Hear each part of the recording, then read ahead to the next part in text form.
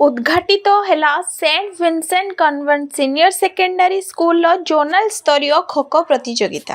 CIC आनुकूल्य रे बालेश्वर रे saint Vincent convent senior secondary school 2 दिनिया जोनाल स्तरीय क्रीड़ा प्रतियोगिता शुक्रवार दिन उद्घाटित होईछि। बालेश्वर, मयूरभंज, केउझर, भद्रक, करंजिया, बड़बिल, जोड़ा एवं बारिपदा आदि 8टी कन्वेंट स्कूल 450 जन खेलाड़ी एथिरे अंशग्रहण करिसंती। एही टूर्नामेंट रे बालेश्वर कन्वेंट स्कूल आयोजक भावे दायित्व ग्रहण करिछि। प्रथम दिन खो प्रतियोगिता अनुष्ठित होईछि। एथिरे 14 वर्षरु कम बालक विभाग रे 5टी टीम एवं बालिका विभाग रे 5टी टीम अंशग्रहण करिथिले। सेहीपरि 17 वर्षरु कम बालक विभाग रे 8टी एवं बालिका विभाग रे 8टी टीम एवं 19 वर्षरु कम बालक विभाग रे 3टी और बालिका विभाग रे 3टी को मिसाई समुदाय 32टी टीम अंशग्रहण करथिले। जिला क्रीड़ा अधिकारी पूर्णचंद्र जेना मुख्य अतिथि भावे जोगदेई खो प्रतियोगिता को आनुष्ठानिक भावे उद्घाटन करथिले।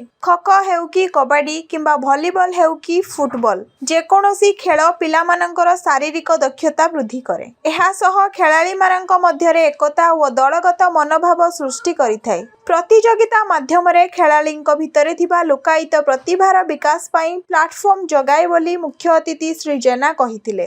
गोटे टीम रीजनल लेवल को जीव बहुत 2 डेज कंपटीशन आज खो खो होची। खो आज ओपनिंग हला एवं काली की अछि तांकर चेस अछि इंडोर गेम दुईटा गेम रो विभिन्न प्रकार पार्टिसिपेशन आछन्ते एवं सेमान को बहुत बहुत धन्यवाद जे एक्चुअली जो सीआईएससी को बहुत धन्यवाद जे समाने गोटे जोनाल लेवल रो खो खो कंपटीशन करि परछन्ते एवं सेथरो टैलेंट आइडेंटिफाई करी समाने पठाउछन्ती रीजनल लेवल सेतमे हमें बहुत बहुत खुशी एवं सब पिला मन को भी मोर अपन माध्यम रे धन्यवाद। समाने भल भाव रे क्रीड़ा प्रदर्शन करंतु एवं तांकर जातीय व अंतर्राष्ट्रीय स्तर केमती सफल हेबे नाम करे सेति चेष्टा करंतु।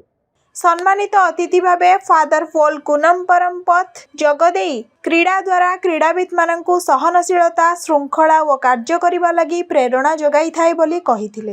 एटा सीआईसीएससी रो zonal level competition kho kho एवं चेस प्रतियोगिता कंपटीशन एटी अमर सेंट विंसेंट स्कूल रे हबो। तापरे स्टेट लेवल नेशनल लेवल रे पिला माने खेलिबे।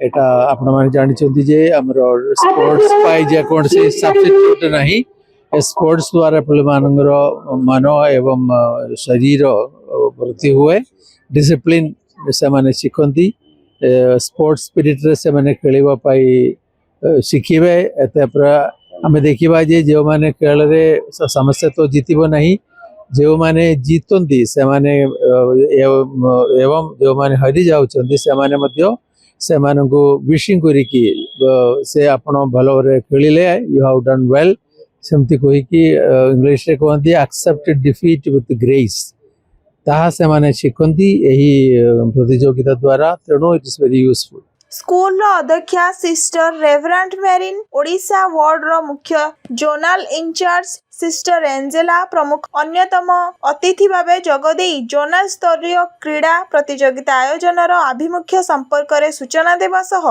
एही भली कार्यक्रम द्वारा छात्र छात्रींकर क्रीडार विकास होई पारिबो बोली आशा प्रकाश करिथिले।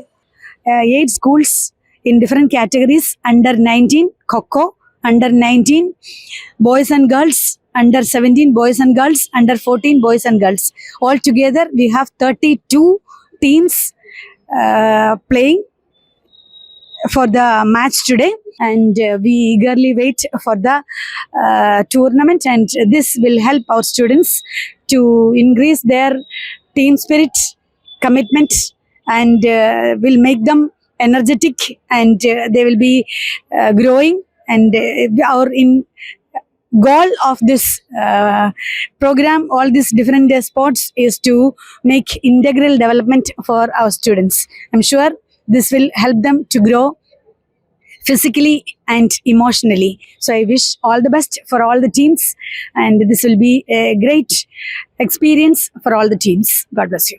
वरिष्ठ सांबादिक विप्लव कुमार महांती मंचासीन थिले। अतिथि मानंकु स्कूल पक्षरु एही अवसर रे संबर्धित करा जायथिला। छात्री एस दीक्षा शेषरे समस्तंकु धन्यवाद अर्पण करिथिले। अन्यमानंक मध्यरे उपाध्यक्ष सिस्टर नवीना, सिस्टर नव्या, स्टाफ सेक्रेटरी राजर्षि चक्रवर्ती, राखी चटर्जींक समेत स्कूल समस्त खेल शिक्षक व शिक्षयित्री व कर्मचारी उपस्थित रही प्रथम दिनर प्रतियोगिता को सफल करैथिले।